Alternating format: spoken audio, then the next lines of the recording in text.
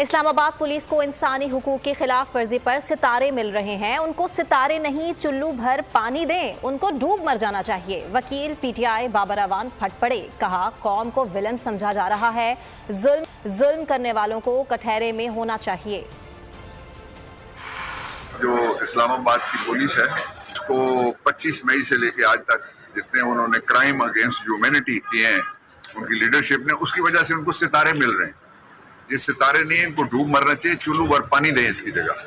یہ اتنے بزدل لوگ ہیں کہ یہ واگا بارڈر کی طرف وہ نہیں کرتے, اپنے لوگوں پہ ظلم کر رہے ہیں.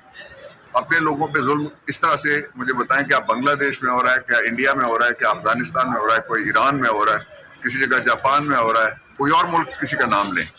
تو اس وقت تو یہ سارے کے سارے پوری قوم کو ولن سمجھ رہے ہیں, اور چند لاکھ لوگ ہیں جو یہ سارے مظالم کر رہے ہیں اور ان کے ذمہ دار ہیں.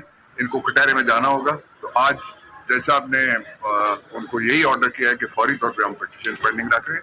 میری بات انہوں نے سن لیا اور کہا کہ فوری طور پہ آؤ, اور جو جتنے بھی کیسز ہیں وہ 2 آ کے عدالت کو آج ان کو پیش کرنے